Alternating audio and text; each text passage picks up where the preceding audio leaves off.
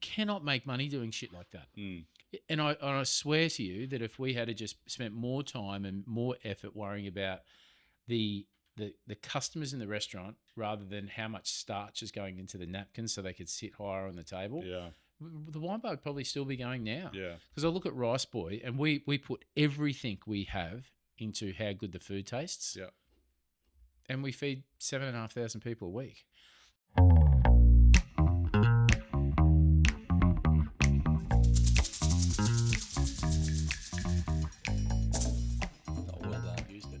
Yes. What about when Cam and the boys have to say a word when they're on? Oh yeah. That is one of the funniest fucking things. So childish. Oh, it's so childish. But it's perfect. funny as fuck. Yeah. No, absolutely. Oh God.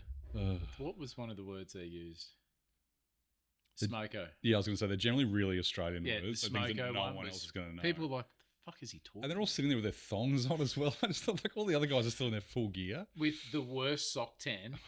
Mate, I'll show you a pretty good one in a minute. Hello, TK. Pete, Hello. long time no see. It's been a little while. How are you, mate? You what? Yeah, I'm great. I'm really good. Really Punching good. out a few Ks, getting up close and personal with the Bruce Hole. The Bruce and the M1, we're very, very close at the moment. How's so that traffic? it's pretty good, Let's move on. depending on the time of the day. We just sort of started talking before, and maybe Corey's going to cut some of that back in because there's probably some interesting conversations in there, some of which we may or may not bring up again. But we're at kind of a cool point in the year in terms of hospitality. I think it's one of those things where this time of the year everyone assumes everyone's busy, which is good. You know, I think traditionally speaking, there's kind of this like switch that gets flicked on kind of Melbourne Cup Day. You know, it's like, oh, it's time to go out. Where did October go? That's a very... I'm not even worried about October. I'm worried about the previous 9 months. It's such a relevant question because I don't know where it went. It just feels as though it didn't even happen. And suddenly it's November. That's a really good point. And we're balls to the wall. Is everything busy for you at the moment?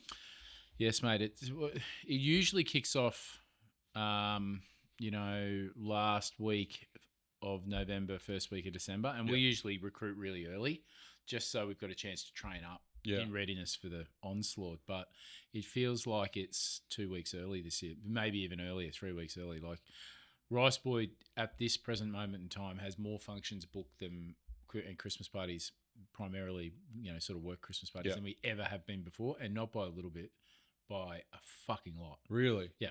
I was in Brisbane today. I wasn't out. I was at work in Brisbane today, and there was Christmas parties happening. Yeah. That's early, right? Yeah. And I wonder if it's because they can't get in. Because maybe. there's that last Friday of December that's always the busiest Friday of the year, or generally, depending on when the Christmas falls. Yeah. I feel like this year it's going to be that, what is it, the 20th or the 18th or something like that. It's going to be brutal. And it's always one of those things at this time of the year as well. I did this years ago. I remember posting something on that morning, more than likely on Twitter 100 years ago, and I used to use that. And it was about what are the things you can prepare for, like how to get ready for those kind of days. And it was always about make sure you're drinking plenty of water, have a change of socks. Yeah, that was always a big one for me because it's like at halftime you can change your socks. How good fresh socks. It's life changing when you do it, particularly when you're like on the floor. You could be doing 10Ks in service or something like that. So just to be able to, and you get the big fluffy fuckers that are just like, or how good. Like I've got this thing in my daughter, me and my daughter play the same game. When you go to the clothes basket or your sock drawer and it's a Monday morning and your favourite socks are there, washed, ready to go. It's like, do you have a sock fairy? It's going to be a fucking good day. Because everyone's got favourite socks and probably favourite undies. That's really interesting. They just make you feel good. And I remember, it was only last week, my little girl was having a bit of a conniption because she couldn't get her favourite socks. And then I opened my sock drawer and I'm like, she was like, oh. So Melissa is the sock fairy, I'm assuming. So yeah, she calls herself a sock fairy. But it's something little like that where you wouldn't think about that in terms of improving your day. Oh, mate, those days are tough because everyone's stressed, everyone's under the pump. They know that they've got it's a big day in terms of revenue, but how do you survive? Because people at that time of the year, unfortunately, there is a very small group of people in the population, percentage of the population, that are just jerks. Yeah. And then you throw alcohol into the mix as well. But I think that a lot of those people are out because they have to, not because they want to. Partners who are being dragged along to a Christmas party who fucking hate the boss, but they're there. So what do? They just get poleaxed. Yeah. Embarrass themselves. Yeah. It's a tough time of year, and it's a tough time for hospitality. So I appeal to everybody. Please, if you're going out, try and have a good time. Just be kind. Just be kind Yeah. to everyone. Look, you're lucky enough. I remember.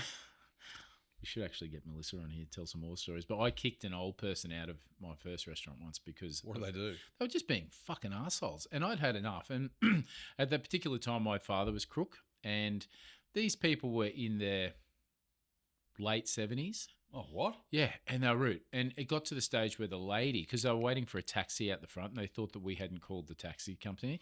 And it's like 11 o'clock, 12 o'clock on a Saturday night. It's like, fuck, I want to go home too. Yeah. But we would... keep the restaurant open so they wouldn't wait outside. Yeah. But this lady started carving us up and being really, being obnoxious, calling Melissa out saying, you didn't call the taxi. And it's like, why do you think we wouldn't do that? Why would we want you to stay around? She threw a glass at the bar, smashed the glass on the bar, and I blew up and kicked him out. And I said, my father, he was 62 or something at the time, and he passed away 2 years after that, but he was crook. And I'm like, you should be really thankful that you've got good health and you can go out for dinner. Yeah. So don't be a miserable fuck. Yeah. And try and enjoy yourself. How did that go down? Yeah, I don't think they're fans of mine anymore. No, I think they've eaten a rice boy. Well, But I mean, anyway. I'm sorry my family was out that year. So, but I think it's just, there's two things I'm noticing at the moment. You just got that, didn't you? Yeah. I was like, it wasn't that much of a slow burn, was it? So, Corey and I have already had the conversation about Christmas. But yeah, I think, oh yeah, well, let's have that conversation about, do you mean Christmas Day or,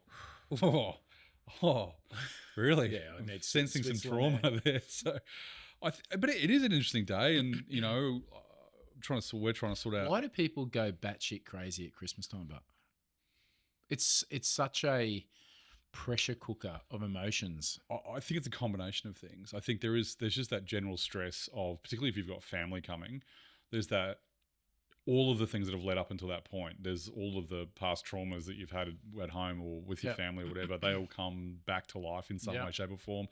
Any of those little triggers that, you know, may give you some issues, they all come up. Everything's kind of just dialed to 11.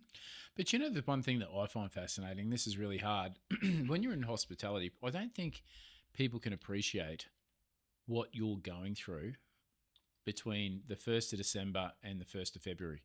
What are we going just through? Getting yanked in every single direction. Like it's absolutely crazy. You know, it's always been an issue for me. And I worked, I think, for 20 something Christmases in a row. Yeah. At Christmas Day. And it wasn't until I stopped working on Christmas Day that this really come home to roost for me, because it's like, where do you spend your Christmas? And when you got kids, all the kids want to do is swim in the pool or play with their toys so it's really hard. And it's really hard when you've got two families on different ends of the coast or different states or different countries, because you're getting yanked in every single direction. So a few years ago, my wife and I said, if we can afford it, or if we can, we'll save up and we'll just take off at Christmas time. Yeah. And it's helped somewhat, but it's challenging to try and appease people, because and you know, we've got a close family and everybody wants to catch up. Yeah. But you know what the hospitality game's like as well. Like I think I've got 15 different Christmas parties between now and the second week of December. Yeah. And people are like, you're so lucky you're going to this restaurant and you're having lunch. It's like, just want a ham and cheese sandwich at home. God. Or I'd just love to, go and have a beer with you. Yeah. Have a steak. Like it's not this big corporate kiss chicks and you got to be prim and proper and you got to it's hard, mate. It's a tough time of year. Do you reckon you'd say no to some of that stuff though? This year I've been brutal. Yeah. But last year I wasn't so much, and it busted me. And we stayed home. We wanted to stay home and cook this year for everybody. And geez, it was fucking hard, mate. Yeah. It's just that it's so much work. And we had everybody at my place, and you're worried about this family and that family, and this person and that person. That's what I mean. It's like history. There's all of that there. That sort of just can be a real challenge for a lot of people. Then you got split families. That adds another level into it as well, where the kids going there, they're going there. Like my son's like, he's going to come up with us on Christmas Eve, and and go back on Christmas Day back to Brisbane. So, which is the worst time of the year to be on the road, right? It's just horrible. I think based on, I'm doing a lot of driving, as you mentioned earlier, but there are just fucking idiots everywhere on the road. And then add rain. Is frightening. It's horrendous. I had a guy pass me a couple of days ago. So, coming northbound, speed limit's 110. I just put on cruise control and just sit there and try and avoid everyone. Podcast, book, whatever it is. This guy would have been going 150, 160 Ks an hour. It was just screaming past me. And it takes, that speed. It's a split second. Yeah. But it's not, like, I don't care about them. It's the other people. The family they hit. Exactly right. It's just like, this is just shit. Like, and what's that? It wasn't a Corey white was eyelid late. packed with camera gear. So I would assume you'd be a very safe driver, Corey. He's $200,000 worth of camera. He's nodding. He's actually not nodding, but no, it is one of those things. But I think you're right. That time of the year, I remember driving up the coast one year on Christmas Day, and it took me 4 hours. Yeah. And it's like, and you get here and you're like, I don't want to do anything. Yeah. I just hate everyone. We went to the Gold Coast one year for Christmas, and coming back, I think it was like the 27th or 28th. And I said to Melissa, we're at breakfast, and I said, should we just get a jump on this and get out of here? And she's like, yeah, I reckon. Because I'm one of these people, when I'm done, I'm done. I want to go straight away. Yeah. I jumped on Waze and looked, I'm like, it says 2 hours. How good's this? And we go, let's go. So we went back to the room, and it was just like this cyclone packed the car. Jumped in the car, got to the Gold Coast Highway, and it goes 3.5 hours. Then 4. By the time I got on the Bruce, it was 5. It took us 6 hours to get home. And the last 15 minutes, poor little Millie was like, I reckon she was 5. She just started crying. Meltdown. Yeah. She just had enough. I probably would have as well. I would have done that 3 hours earlier. That's too long. You get halfway to America in that time. I was going to say 6 hours and you're not in a tropical paradise with a drink in your hand. It's like something's gone wrong there. But fair shade. I did have someone asked me a question today because we've got a bit on at the moment. Another new restaurant opening in a few weeks, and which is great. And the question was, how are you handling the stress? And I sort of jokingly said, look, I'm trying to manage alcohol intake, which isn't a problem for me. Trying to stay healthy if I can, get sleep, do all the right things, and heroin, as a bit of a sort of throwaway comment. And she's like, oh, it's all about balance. But I was thinking about it more and more after I sort of sent this message. I'm like, what are we doing? What do people do at this time of the year? And I think it's one of those things from a hospo point of view is that generally we deal with it the only way we know how, which is going out and binge drinking and, trying to forget the world and blocking things out or, using whatever substances we can to do that.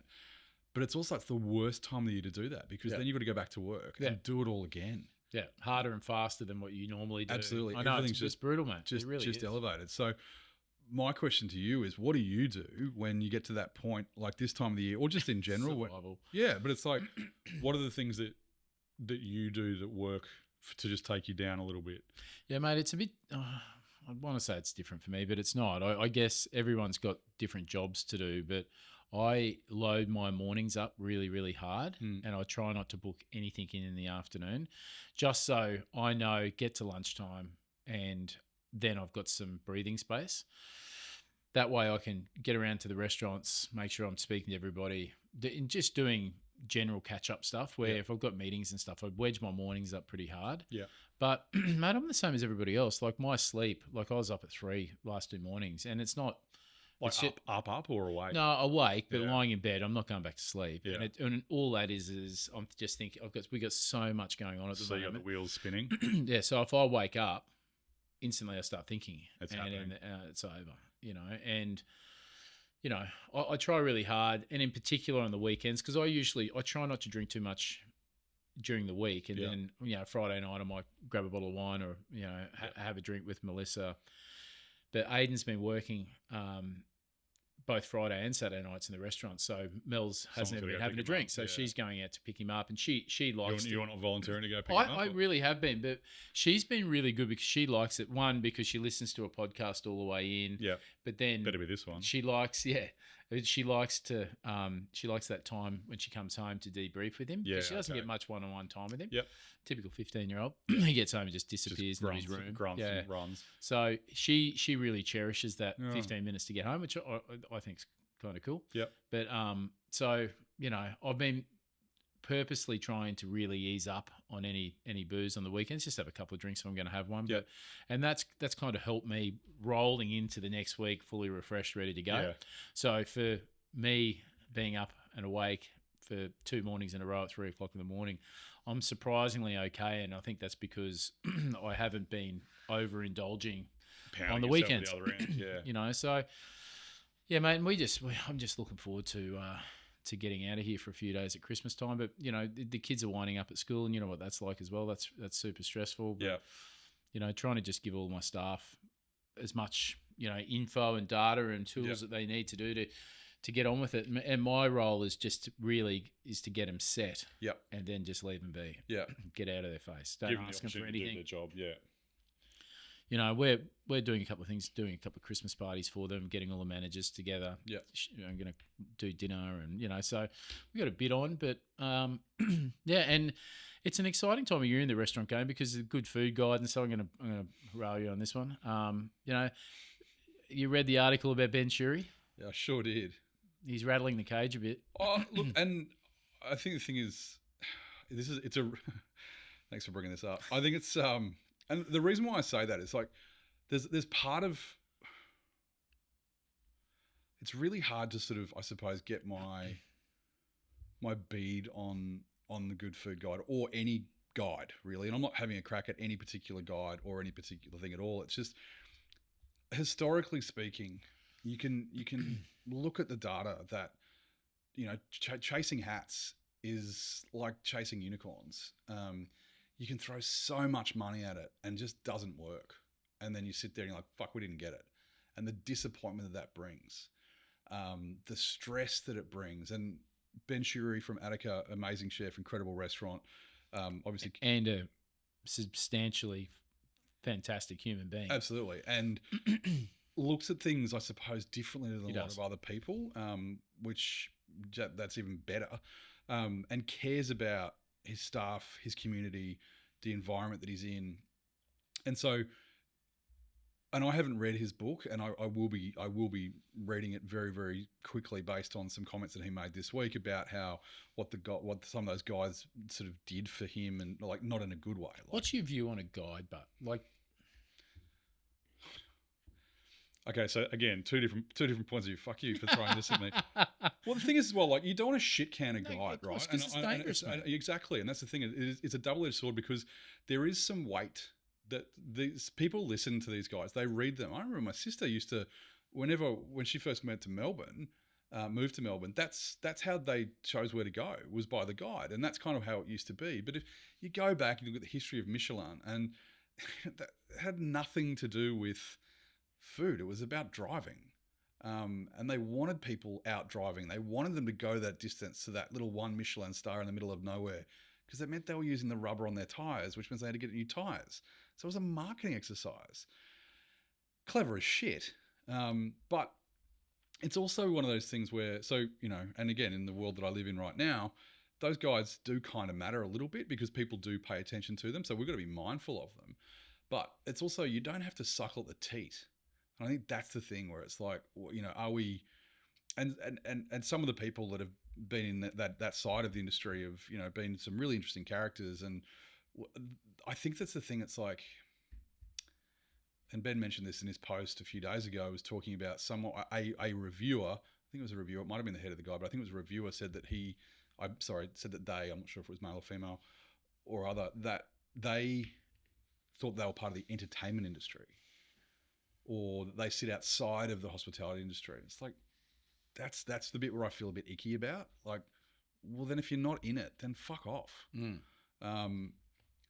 That should not be the fucking soundbite either, just to be clear. And I don't know. I'm sort of, I suppose I've seen multiple sides of this. Like, back in the old days, like, restaurants. You would have lived and died by it. Absolutely. Everything was about the stars. It was stars then. It was the Amex, the Amex Awards were the big ones for us then.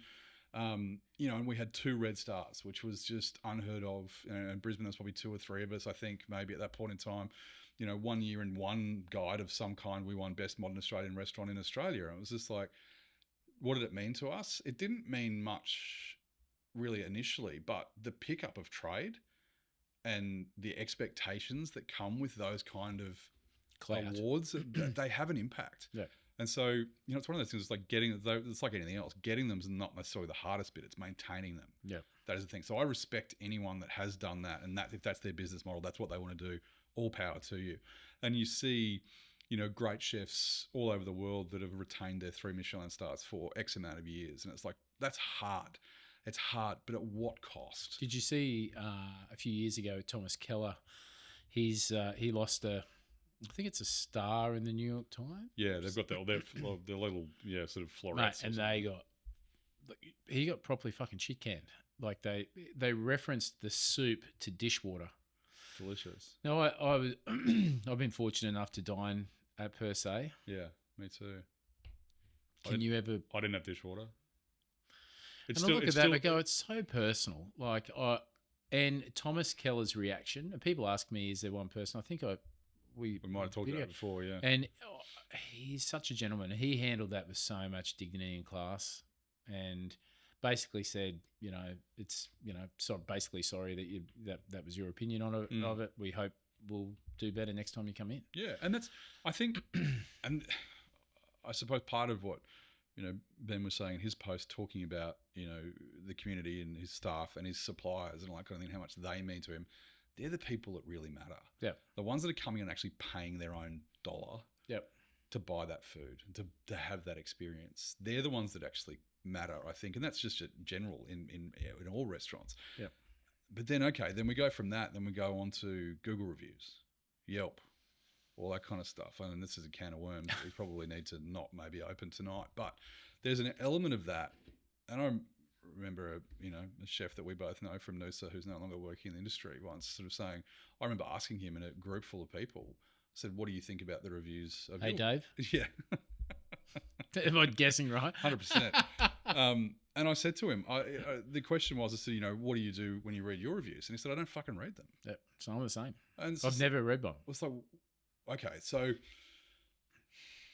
what if someone comes in? Can I read you one? I want to read you this totally. Because it's actually the opposite of what you're thinking, because Luke sent it to me. I did a podcast, another really good podcast, Back of House podcast. You should check it out, Hospo one. We'll link it here. Yeah, really good. I did that. I filmed one yesterday, and he asked me about reviews, and I said I don't read them. Yeah. And literally 5 minutes after the podcast finished, Luke sent me this with a laughing face, and I thought, oh God. Okay. This is for Market Bistro. Oh, sorry, for Boca. You know the age-old saying that sex is like pizza. Even when it's bad, it's still good. Well, in this case, the pizza took my taste buds for a candlelit dinner, followed by a walk on the beach, looked deeply into my eyes, and then they divulged their deepest and darkest secrets, fears, and desires to me. Then, and only then, did the salumi make a sweet, passionate love to me. That being said, the pizza was very fucking good. The salad, a little salty for my taste buds, but nonetheless, fucking epic. So, who's got the energy to write that? Amazing, yeah. That's really great. It reminded me of something which I'll talk about in a minute. But there's the thing is with these kind of reviews, like there's public forums. It's a Google review, right? Google review is that there's nothing qualified about anything. It is that sort of that third party endorsement, which can have a massive impact on a business as well. But they're the anomaly. The good ones are anomalies, right? People, like, for every 10 people that say they had a shit time, there's probably 100 or more that had a great time that didn't fucking write anything. Yeah. And I also don't think it's everyone's, like, I've never written anything like that. None of our businesses, under my strict instructions, and our marketing manager is disgusted at this. You don't reply? Not one of them ever have I replied to. Really? Never, ever. So back in a previous life in another restaurant, there was a lady who attacked me online, called me a misogynist, never met me before in my life, said that I only hire young girls and blah, blah, blah. Basically, and said that I hope you get colon cancer and die. That's a very specific request. It's pretty fucking nasty, yeah. And then Melissa read it and just was going to kill someone. Took her to task over it. Yeah. It wrecked her entire day because all she was doing was looking to see who was going to reply. And I'm like, fuck, I don't even read them anymore. It honest to God, I swear to you, in my world, it has no bearing at all. None. I feel that if you are spending the time out in the restaurant floor, listening to your customers, talking to them, spending the time out there, that is money and time far better spent than responding to some fuckstick on Google review. Because I can Google review a restaurant in Brisbane, one of yours, and I've never been there and I may never go. And I can Google it and I can smash you. I can say that I've got food poisoning. I could say that you touched me up. There's no governance on it. No. It's ridiculous. Now, how is that right? I suppose the thing is that's the same for every business. So then you're going to sit there and worry about it? Like, you got no control. Well, you're jumping at shadows. Yeah. So what are you going to do? Email them and ask them to take it down or respond? Fuck off. Fill your boots. I don't read them. It makes no difference to my business at all. Not one. Do you care? Hang on. I suppose the question is, obviously you care if someone has a bad experience. Absolutely. That's why I say if you come in and market's right here, right? If you came in and had a shit meal at market, I would love you to tell me because at the very least you're not going to pay for it. When? Hey? When during the meal? Especially more for any punter out there at the start of the meal, if you've got an issue with it, tell us straight away. Yeah. I know people are really uncomfortable at confrontation, but at the end of the day, you work really hard for your money. And as a restaurateur, I don't want you to pay if it's shit. Yeah. I genuinely don't. Even if you say, I'll never be back, I'm like, I get that, but I still don't want you to pay because that's not fair. Yeah. We didn't live up to what you thought it was going to be. Just let me know. Yeah. Or there's been people that have gone to Rice Boy and has enjoyed the food. The music's too loud. The chairs are uncomfortable. And they go, I'll never be back. And I'm like, okay, well, if you had a voiced up, I would have given you the meal. Yeah. You're having a shit time. I don't want you to have a shit time in my venue. No. But I take exception to the lack of transparency around those ridiculous Google, Yelp, all those. I'm just not into it, mate. Yeah. I think it's such a waste of time. Yeah. Now, the guides, I stopped caring about that so long ago. Why? Because I suppose I went through this, the very first restaurant I ever opened, it was the only thing that I cared about. And we couldn't even get a reviewer to come up. Like, back in the day, we had won 3 years in a row, restaurant and catering restaurant of the year. Lizzie Lowell didn't even review it. Never came up. Never. And she was the food writer for the Courier Mail. And I every Tuesday, mate, I rushed out and I brought Courier Mail, good food, Courier Mail, Sydney Morning Herald, Melbourne Age. To read the reviews. And to read everything about the hospitality game. Yeah. You know, the little lift out, what was it called? Espresso and short black or whatever it was. And read the reviews. And I was like, please come up and review my... Never, not once in 10 years. I couldn't fucking get them to come up to the Sunshine Coast. And then when I went to Melbourne... There's also a difference, sorry, just to qualify that, there's a difference between the Sunshine Coast and Noosa. Yeah. Because Noosa still got reviews. Yeah, of course. Right? Yeah. It's weird. And then... Hi, Lizzie, by the way. Yeah, and love to work. All I wanted to do was come to the restaurant. I'm sure there's reasons why, but I was like, why is this? Went to the Stokehouse and it was... And that was like a significant thing for them. Yeah. The hats it was a significant thing for them. Yeah.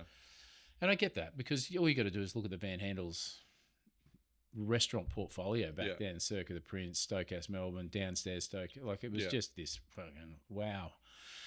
And it was really important. And when we got the two hats, it's exactly what you just said then. There was getting it, which we got it in the first year, which I was sitting back going, fuck, we're feeding 500 to 600 people a day and we're a two-hat restaurant. Keeping it is going to be impossible. Yeah. And we did. They lost a hat when I left. Not related. Just No. Ollie, Richie, sorry, mate. But and it was a big deal. Yeah. You know, and I remember when I read that they'd lost a hat, I could feel what they would have been going through. Yeah. And I thought, when I open if I ever open another restaurant, I'm just not going to worry about that. I'm just going to worry about making sure that I listen to the people who are dining in the restaurant. Yep. And cook for the people, not for myself, not for a guide, not for a. I don't want to put. I remember back in the wine bar days, Melissa would go to the shop and buy the most beautiful hand soap dispensers and roll the linen napkins up put them in the bathroom. The hand towels, yeah. People would fucking steal them. Yeah. And we never made a penny because we'd just go and buy another one. Yeah. And it just mattered so much because if we get reviewed, that'll be something that gets paid attention to. You cannot make money doing shit like that. Mm.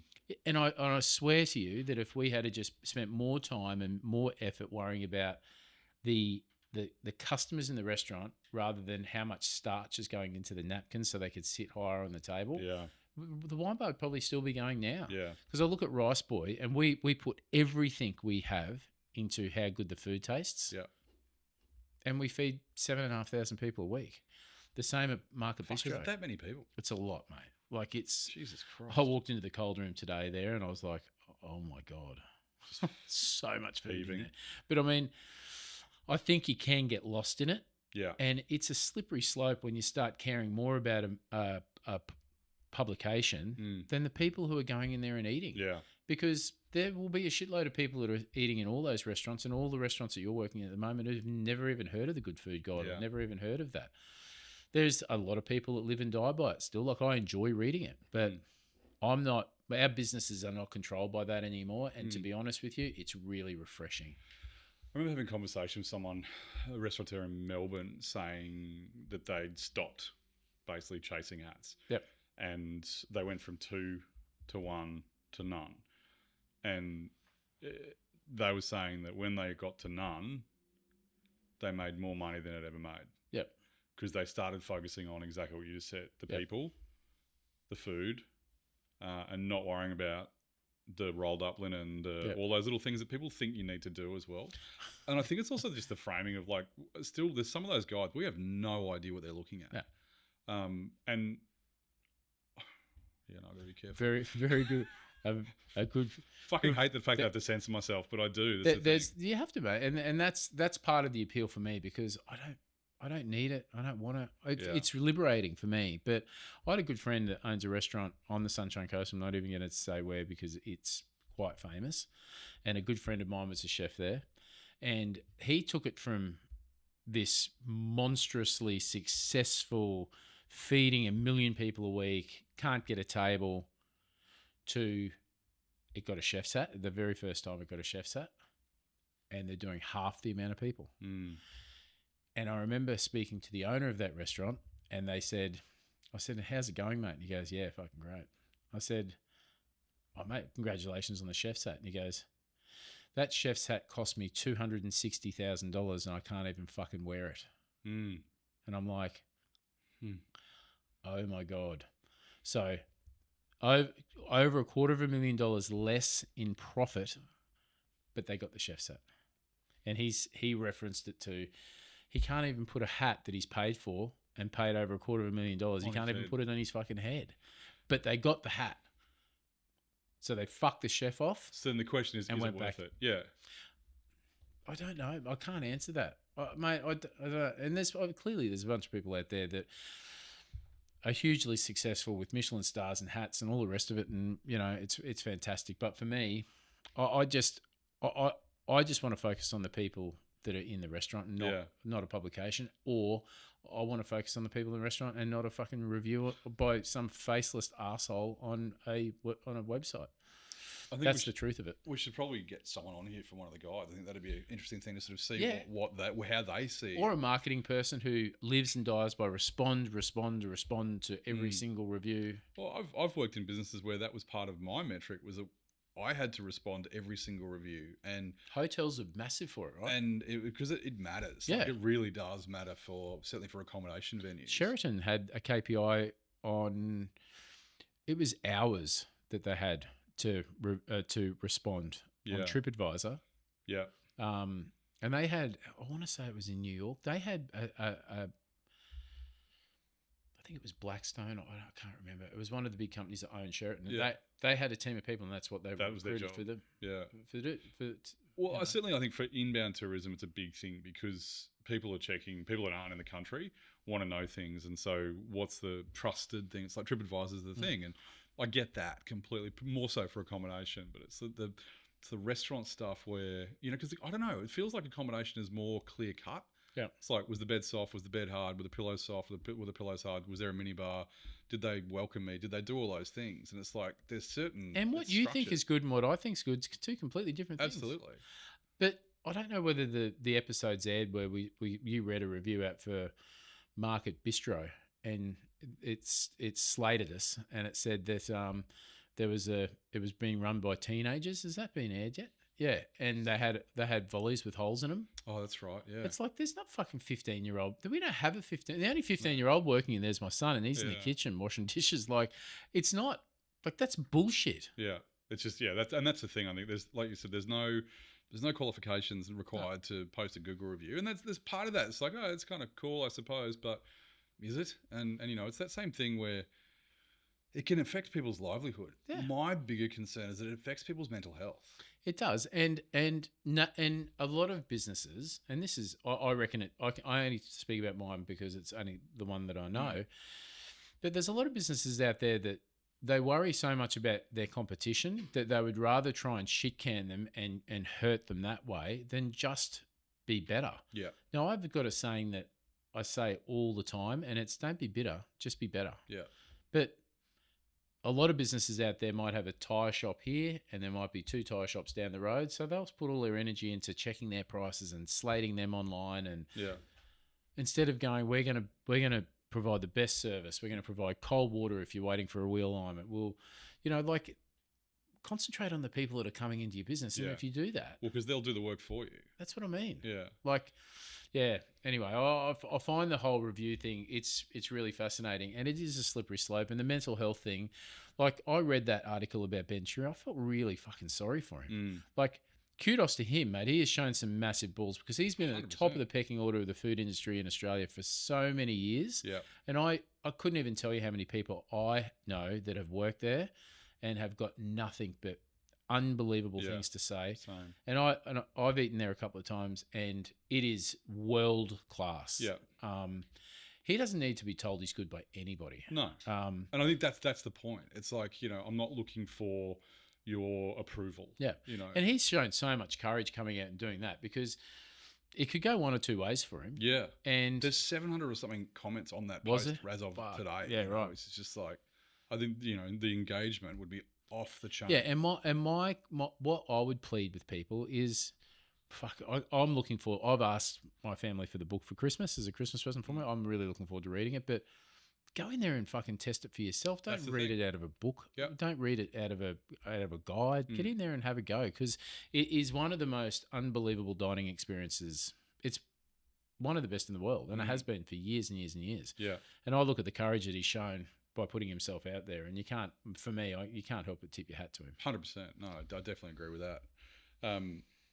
Yeah, interesting timing, that's for sure. But it's I think that's kind of a wait and watch and see what happens in that realm. I think like the last few years, 2020 there was no awards, 21 there was no awards, 23 I don't think there was any awards. Maybe they sort of started to creep back in 23. There's no Good Food Guide hat awards in Queensland anymore, right? No, I think it's only Australian Good Food Guide, which is paid to go into. Oh, the AGFG one, yeah. Yeah, I just refuse. They hit us up every year, and I just go, I'm not paying. Yeah. Like we did the restaurant and catering one because they badgered the fuck out of me, and I think you came with us to that. I walked out of there going, I'm not doing it anymore. And no disrespect to the restaurant catering, they've been such an institution in Australia for a long time, but I don't need a plaque on the wall. Have they ever helped you? Have they ever helped me? Back in the day, probably a phone call or two, legal advice or something. Are you a member anymore? No. Back what I said is I just don't. I just want to concentrate on my customers, and if I need legal advice, I've got a good lawyer. Yeah. If I want some accounting advice, I've got a good accountant. I don't have to rely on.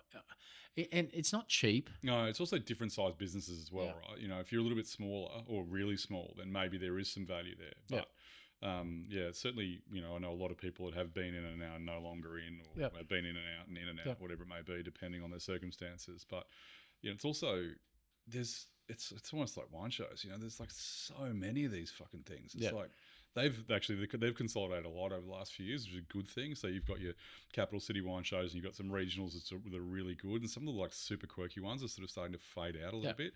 And it's not taking anything away from them, because the people that are involved in them doing incredible jobs, and they're really, really good shows. But do we need them all? How many medals can you have on a bottle? Hey, mate, and that's it.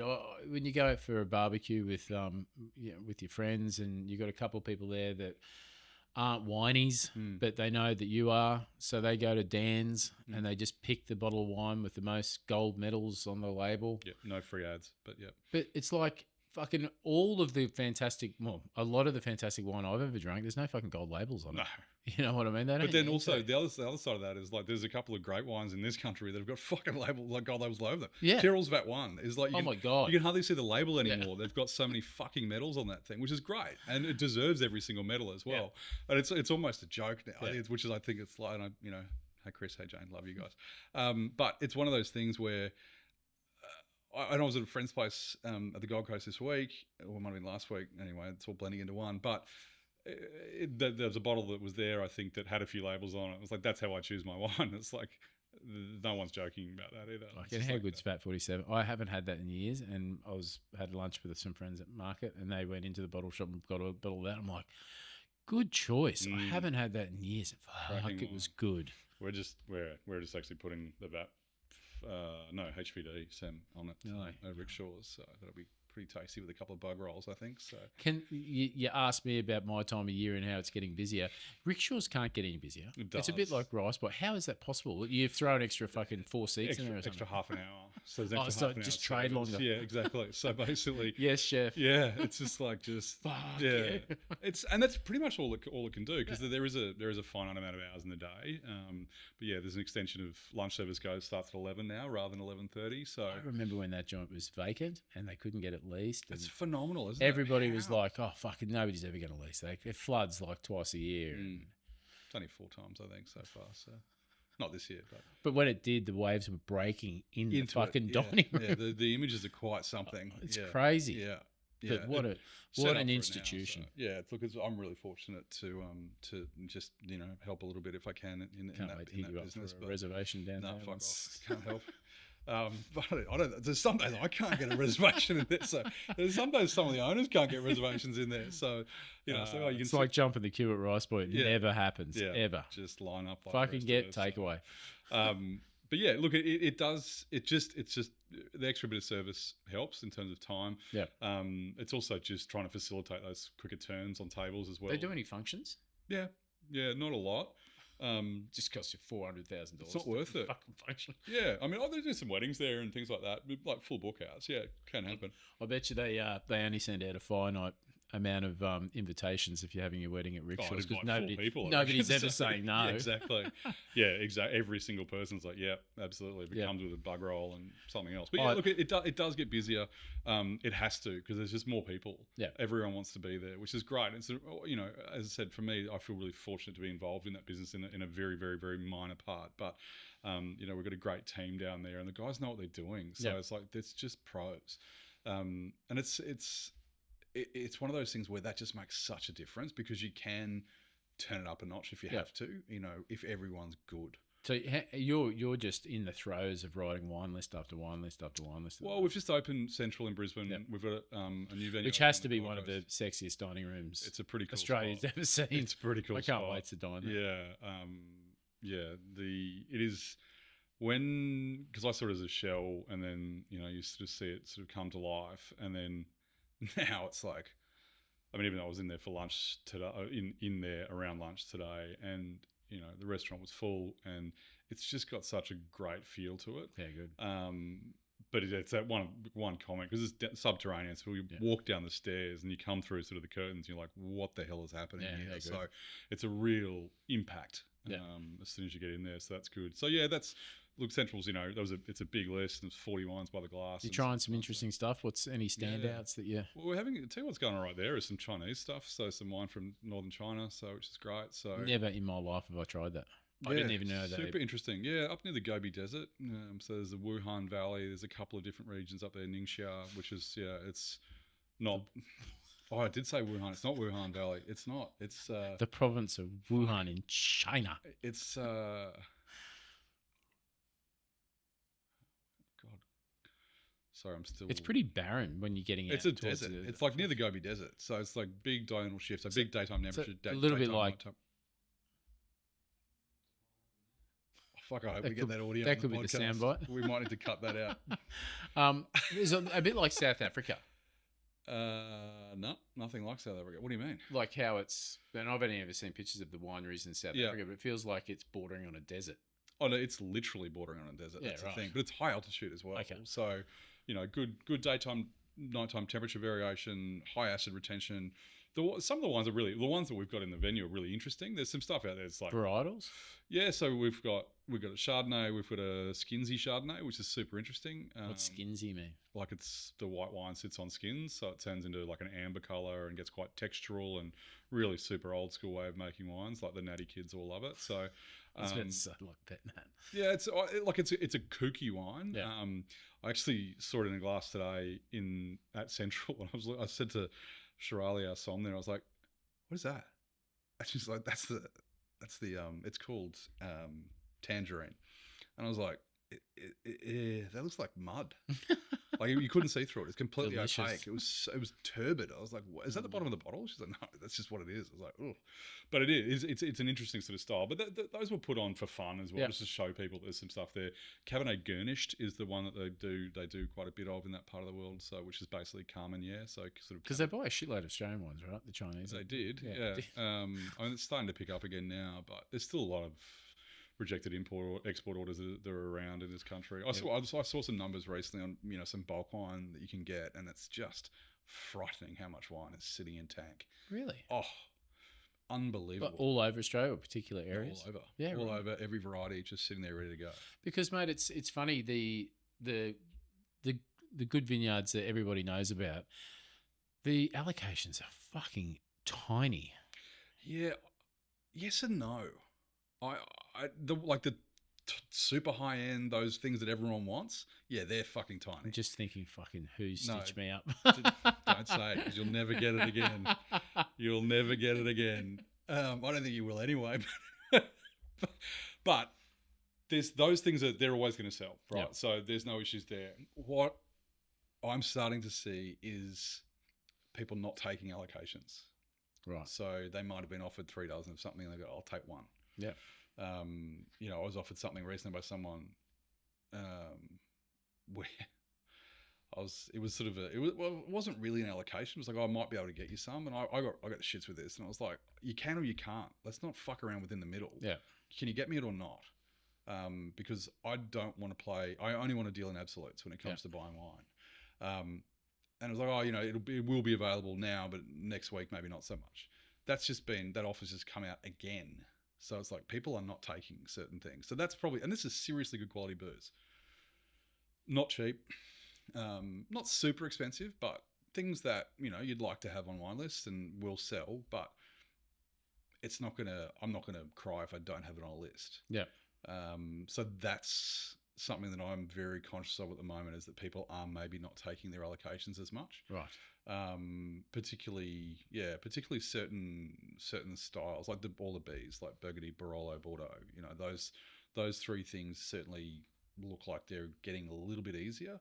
It looks like the 22s, a lot of the negociants out of France have come down in Burgundy pricing. I was talking to an importer today, and he's saying that for the first time in probably 15 years, I think it's more than that, the price has actually come down. Wow. Yeah. Not a lot, but maybe like 5 to 10%. Yep. Which on a big dollar is a big number. So that's something that is a little bit. I mean, there was a vintage thing as well, but I don't think it's just a vintage thing. Right. And then 23 will come back in, and the prices will go skyrocket back up again anyway. So, yeah, I don't know. I mean, the pointy end stuff, the allocations are ridiculous. They're so tiny. Everyone wants them. Everyone wants to, because they know they can sell them in a minute. But again, it's like that thing. I don't want to have. I had this conversation with one of our team this week. It's like, oh, these wines are really good. I'm like, yeah, they're really good, but I don't want to be sitting on them in 12 months. I don't want them on the wine list for 12 months. They need to come in, we need to sell them and move on to the next thing, because we're only going to get a dozen of it. Why have it sitting out the back? Let's just pump it out. And a lot of these wines, they're ready to drink. It's not like they're things that we need to sort of run a cellar program for or keep.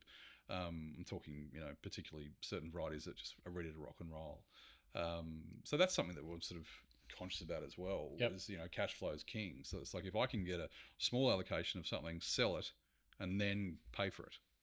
How are you finding labour? Like, are you finding it hard to get good SOMs? Because if you're writing lists like that's got good Burgundy and fizz and stuff on there, you need people out on the floor that understand it and can sell it, right? Absolutely.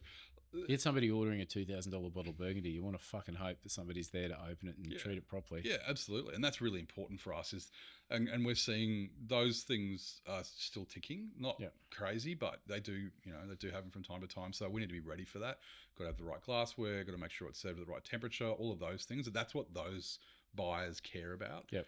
So that's a big thing. SOM-wise, we're really good at the moment. We've got a great little team at Central. Southside, we're sort of starting to develop. We're changing that program up a little bit at the moment. And Jordan, who's working on Central and Southside, is fantastic and does all the things that no one else wants to do, like stock, reordering, keeping everything tidy, all of the things that are really, really important. He's very good at that. So it's great to have him. Gold Coast is awesome as well. We had a great team at Rick's. We just put a couple of the guys through some West at sort of level 2. So trying to bring them up so that we've got people in the venue at all times. Chris is fantastic. Does a great job with the wine list down there. So, and then we've been recruiting for the new venue, which has been challenging, but I think I've sort of locked that in today, hopefully. So, but it is tough. We've been looking at a lot of offshore stuff, bringing people in, specialists. There are more tourists coming in, which is good. Certain things with the 3-year tourist visa now for Britain or for the UK is awesome. I think it's just Britain though. I think it's only UK though, where it's 3 years, right? So there's some things like that you got to negotiate. As we spoke about before. I mean, the working holiday visa is one thing, and then it's the sponsor, when you want to sponsor someone who's got the skills, you want to keep them in the venue. That's tough. It's really so tough and expensive with no guarantees. No, and that's a challenging thing, and I think it's something that our industry really needs to have we need to be talking about this kind of loudly, because there is going to be a shortage. There already is at a certain level, and that's the thing, is like, people talk about there's no shortage in hospitality, and it's like, where though? Have you looked at every business? And I think that that's sort of not super pointy, because they're always going to get good people, generally speaking. But again, I had a conversation with someone recently from a Melbourne restaurant. They were like, we're struggling to just get floor staff that can do all the things we need them to do. Yeah. So again, it's like, well, how do we deal with that? We either bring people in or we train the shit out of people. And no one's got money for that kind of level of training, generally speaking. So it's like, okay, well, how do we do it? What do we do? What about Chris Lucas opening Batard this week? And he's going hard. And he seemingly, from the outside, I haven't had the pleasure in going to Batard yet, but I'd love to know where he gets his people from. The staff? Yeah, it's hard. And he is dealing at the extreme pointy end of the industry. Like that, yeah, 100%. My God, I couldn't even fathom to begin to think about how much money he's sunk into Batard, the fit out. Yeah. Like, it's very cool. I can't wait to try it. I sit back and I go, waiters in waistcoats and bow ties, and not one SOM, not two, probably 3 or 4. I sit back and I go, where the fuck are you getting these people from? It's really hard. I guess Melbourne and the cities are going to find it a little bit easier than what it is regionally, like we are here. But it's I can't help but tip my hat to him, and I wonder, I'd love to get him on and just ask him where he's finding these people. Is he sink 2 or 3 years into training him and bringing him through all of his venues? And that's, I think that's the thing of having multiple venues. You do have the ability to do that, so you can recognise talent in one venue, and then obviously you want to retain. It's the thing, we've spoken about this before. Retention is so critical. So it's like, how do you retain people? It's looking after them, giving them what they want within reason, obviously with things like hours and holidays and that kind of thing, but also training them, giving them Justin, mate. He started off as not even the sous chef at Market Bistro. Yeah. Then he got to the sous chef position, and then he went over to Spiro, and that was his first head chef's gig. Knocked it out of the ballpark. Now he's running Market Bistro, and he is arguably doing a better job than anyone else. Like, he's just fucking killed it. Yeah. And hats off to him. Yep. He's young, passionate, enthusiastic. He runs the kitchen really well. He's trains really well. He's got this rapport with his team where they'll walk over broken glass for him. Every time I've really been there, good. it's just chill. Yeah. Like, he's really, and that's like, you know, particularly from a chef point of view, that's such a thing. If you've got that mindset of just, it's cool, calm, and collected. Like, we just opened Central, and someone said to me, what was it like? And I think I've probably been involved in maybe, I don't know, it's over a dozen restaurant openings. And I said, it was the calmest. Like, not that Market was overly, actually it was pretty intense. Yeah, that was all Harry. But this was just calm. Yeah. It was just, there was a calmness to it, which was all about the people. Yep. It had nothing to do with anything else. It was all about just, it's going to be okay. Yep. We'll get it done. You know, where are we going to put the white wine? Because the fridges aren't here. They'll get here. Very late. I promise.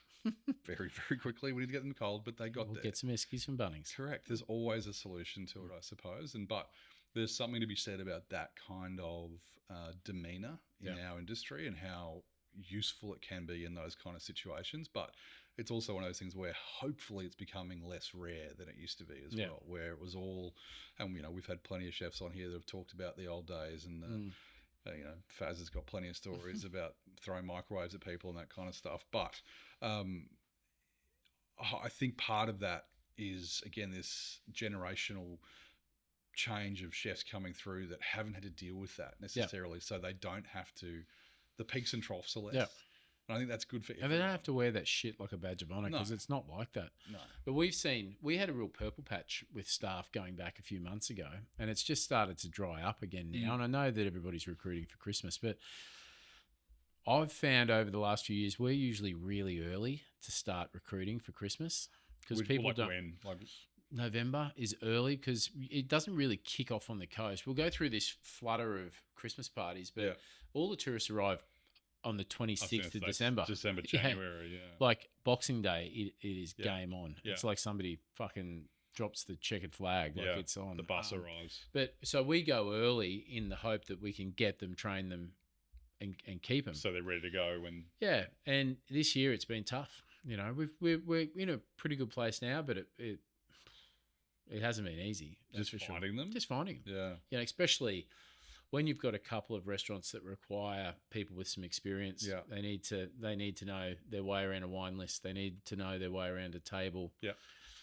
It's a bit easier in the fast casual places because it's like, it's table 6, go and find it. Yeah. You know, so makes it a bit easier. There's a number on it. Good luck, yeah. But then in those environments, you need a team in the kitchen that's not rattled when they get an order for 26 eggplant chips. Yeah. You know, like it's, Fuck, of all the things to mention. Corey's fried his body weight in eggplant chips and his rice burritos, I'm sure. Fucking disgusting. So mate, it's interesting that the labour thing, and I don't see that getting any easier anytime soon. No, I think that's the challenge, is that it's trying to prepare knowing that it's not going to get any easier. Yeah. And again, it's what do people want? What are they looking for in an employer, in a venue? I mean, certainly, as I said, it's generally the questions about when am I working? You know, am I getting just the basics? Like, when do I get my roster? Is that coming out with enough time for me to plan my life around that? Yep. You know, am I getting paid on time every week? Is my super getting paid? Yep. Like, all those sort of things that should be relatively straightforward. They're kind of things that people are talking about. Like, I just want to be able to come in, do my job, and then go home. Yeah. And it's like, that's really shouldn't be too hard, but it is. Yeah, we're already trying to get our staff to start planning their holidays for next year. February, March, April, you know, before Easter and then post Mother's Day, when it's also good to have something to look forward to. Especially when you're about to go to war for the next 8 exactly weeks. right. Yeah, so it's like, how am I going to survive this? It's knowing that I've got that cruise booked. Yeah, correct. You know, in February. Yeah. So that'll make everything okay. Totally. But I think it's also like one of the things that's going back as well to that comment I was talking about changing your socks and drinking lots of water and everything else, you know, not going to the pub in your break. It's also making sure the team is supporting each other, and that communication is just as good as it can possibly be across this time, because little things get missed and they turn into, you know, mountains, and they're literally molehills. And I think that's where, you know, great managers can deal with that. And I remember Melissa at wine bar days would come in, especially if we've been flogged on a Friday lunch. You know, those lunches that never end, and it's 4:30 and the restaurant's still full, and it's like, fuck. And they're not going anywhere anytime soon. And your first table's in at 6. And you're like, so Melissa would disappear, and you'd be like, where the fuck is she? Then she'd come back in with 3 bags of lollies. I was going to say snakes. Drop 2 out the front, 1 in the kitchen, and it was like a 6-year-old on Christmas Day. Everyone was like, yes. And it's like, if you can just dial the morale up by 1 or 2 notches. Bring in a bag of snakes. Fucking 5 o'clock in the afternoon, especially when you know you're not going to get a staff meal. It's like everything gets better. Then throw a fresh pair of socks in it. Hello. The other thing that, I mean, again, I did this a few times many years ago. It's like, just have pizzas arrive at 4:30. Oh God! Just like, and the like $5 pizzas from one of the chains. Just put them in there. People are like, oh my God, thin and crispy barbecue chicken pizza a couple of times as well. It's just like, it just makes such a difference. And because again, it's like everyone gets something to eat. You got to remember to eat on those days, because often you don't, and then you get to the end, and you just like hate the world. It's because you're hangry. Yeah, that's right. You haven't drunk enough water, and you haven't changed your socks. So go back and do that all again. I'm gonna keep going on this sock thing. Bonds, ready for you when you are for a sponsorship. But I think that, again, it's that looking after each other, that community, the thing that Ben talks about. You know, it's like the team have to be looking after each other, and this is the time of the year when, if you're not, people will go. Like, there's always going to be attrition at this time of the year because people just get the shits. They realise that people don't treat them very well in terms of customers sometimes, and it's like, I'm done with this. But again, like you said, like, just customers, please just be kind. Everyone's working their asses off. And I think it is. I think it's interesting that you said that again. Is like, do they want to be there or not? And it's like, we see it every single year. You see the husbands that are getting skull dragged along, and they're usually a tradie who's been up since 4 in the screaming hot sun, and his missus is just fucking balls to the wall with margaritas, and she's like, and he's like, driving home. Shoot me in the head with a large caliber bullet. What do you do in that situation? Well, a lot of the guys just fucking power drink and get wasted as well, and then that's when the problems start. But do you just not go? Oh, mate, I don't know. I've always had that thing. It's like, it's my staff party. I'm not saying this is what I would do, but I find it weird. Mate, and you know what? I've got a pretty, I'd like to think that I've got a great marriage, and if Melissa doesn't want to go, she'll just say, I don't want to go. Yeah. Like, I don't think Mel has been to one staff party we've ever had, just because she's like, I don't work there. And that's the thing. Yeah. It's like, I don't work there. And we go to a restaurant opening, and she'll always come to support, and she'll have a drink with all the staff, and she'll stay to the bitter end. She'll be helping pack glasses up, but staff parties, it's like, I don't know. I think you should be okay saying, you know, this is your night. Go. But it's also that sort of delineation between work and home as well. Yeah, but I do think in the corporate industry it might be a bit different. Yeah, okay. And I think that's where the problem lies. I think that's the thing is, like, neither of us have ever worked in that kind of vein. You got a receptionist who's married to a concrete truck driver. The concrete truck driver starts his day at Sparrow Fart. She's a 9 to 5er, or the other way around. Yeah. And then suddenly you're trying to choke down a steak and a rum and coke at 9 o'clock at night where you've been up for 10, 15 hours. It's like, oh, God. I was trying to think of where this was. Someone, it wasn't that long ago. And like, the budget for the staff Christmas party was something like $22 a head or something like that. It's like, what the fuck are we going? Yeah, nuggets from Macca's. We're staying home and making chicken, like Vegemite sandwiches. But a few years ago, we thought it was a fantastic idea to have our all of the Asian restaurants, so the fast casuals, had one Christmas party combined. Yes, at the Pomona Distillery, and I was speaking to the Pomona Distillery, and he was like, "We will do it on the proviso that you bust them in and bust them out, because we're not having 280 staff in Pomona with a population of about fucking 100 at midnight." And it was the first game of the Queensland State of Origin, New South Wales Queensland State of Origin, because that's notoriously our quietest night of the year. Right. And we ended up saying to the bus driver, just take them all back to Ocean Street. Just drop them in there. They'll just. We rang a couple of nightclubs down there and said that we've got coming. a couple of hundred coming in hot. That's gross. And let me tell you, that did not fucking cost $22 a head. I think the bus was $22 a head. But it is, and it is that thing. Like businesses spend a lot of money on it. Some businesses go berserk. Yeah. Which you got to respect as well. It's like it's a bit of a thank you for the year and everything else. But I've just never really, don't know, really got into them, I suppose. But I've going to one tomorrow. But also I've got to drive home. Yeah.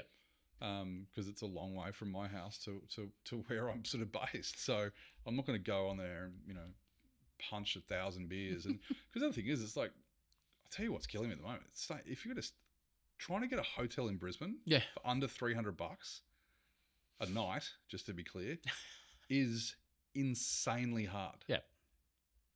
That's just like, well, I'll just stay down there. It's like, no, I'm not. Absolutely not. Have you stayed at the new casino yet? No. Somebody told me that they can get good rates there, and because I'm going down for a function next week. Yeah. And it's at the casino, and they said we can get good rates at the casino. And it was like fucking $800, $900 a night. I couldn't believe it. For one room? Yes, for one room. Is this the start? Yeah. Yeah. I was there the other week in a room, and it's not worth it. Really? No. $800 in a room. I want a lot more than just a room. $1,000 for the night. What? The room you looked at? But like all the minibar and stuff is all complimentary. It's not complimentary. That fucking word is wrong.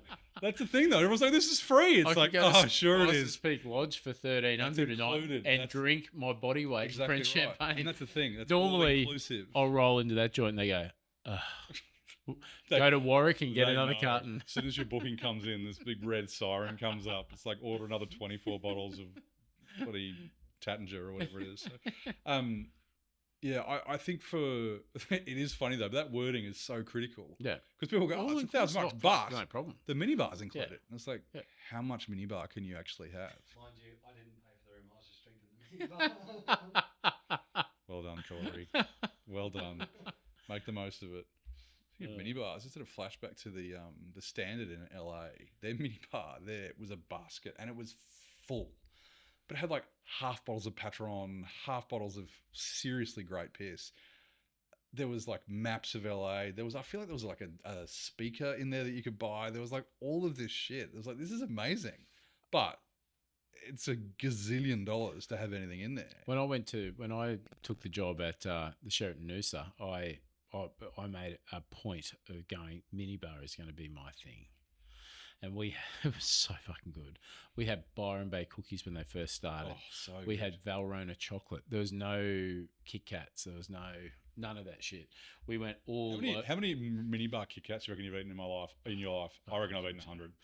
Yeah, probably more, because half the time you're eating that when you come home wasted. Don't know. And you wake up and you've got your chocolate wrapper stuck half to your a face. Kit Kat stuck to your face.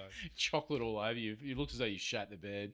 But yeah, I made a real point of going fucking like trying to make a really nice minibar, and the amount of people that really complimented on it, going, it was so refreshing to walk in there and not just get the same old usual shit. I always say that the difference isn't fucking like, it's not like you have to work 3 times harder. You just got to put a little bit of imagination in play at the start, and then it's easy. It's set and forget. Yeah, I think a lot of those, like particularly bigger chains, hotel chains, they're contracted anyway, so they have to do certain things in the minibar, particularly when it comes to booze. Right. It's like you don't get a choice. Yeah. You got no choice in this. This is coming from head office. You're having a 375 of that, 375 of that, 375 of that, and that's it.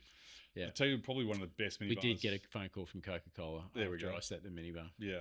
No, I bet you did. Yeah. They're easy to deal with. I reckon one of the better minibars around at the moment is Carlisle. Yeah. That's a solid Such minibar. a great hotel. Yeah, absolutely. So good. Can't wait till they come to Noosa. Just saying. Is it happening? 100%? Well, the DA's been approved. Oh, has it? Noosa Council's done something. Just saying, Carlisle, if you want to bunk a bistro up in there, so give me a call. That lobby bar that's one of my favourite. Oh, how good is it? Have a fucking breakfast there. How did they get the staff there? It's like they fucking, there's a modelling catalogue and they pick their staff from a modelling catalogue. I think. What do you mean, the whole venue, or? Yeah, well, in particular the hotel staff. I stayed there a few months ago, and I was walking out of the elevator in the morning time. You know how it opens straight up into the foyer, and there was a guy there. Fuck, he looked like that. You know the male, hot male. felon? Yes. Fucking, he had the teardrop tattoo. Teardrop Yeah, I tattoo. know He the was guy. covered in tattoos, right? And I opened the elevator, and he was there, and I was like, oh. I said, "G'day, mate." He goes, "How you going? Can I help you?" I'm like, "No, I'm fine, man. I'm just going for a coffee." Yeah. And he's like, "Oh, no, I work here." I'm like, "Of course you do." And he goes, "What's that supposed to mean?" I said, "You're the fucking most attractive looking human being I've ever seen in my life, just to go with the rest of them here." And we had a bit of a laugh about it, but it's like from the bellhop to the fucking porter in the restaurant. Yeah. Their uniforms were meticulous. They were like, kudos to those guys, because they've done a great that job is not cheap to do that. And to develop a set of standards like that where they do not bend. No, I got a lot of time for those guys and what they've done. I think they've done a really good job. Filled the joint with cracking restaurants. Geez, they're doing well down there. I want to go. I haven't been to the sushi room yet. Shout out to Simon. It's looks really good. I haven't been either, actually. How are we going for time, Corey? Must be close. 8:30. It is 8:30 right now. All right. If you've liked some of the things that we talk about, the classic thing is to like, share, subscribe, basically join the community that is behind. So please share it, tell some friends, have a listen, have a like. We love a like. It does matter. These things all matter. So it just takes a couple of seconds, but we'd really appreciate it if you do.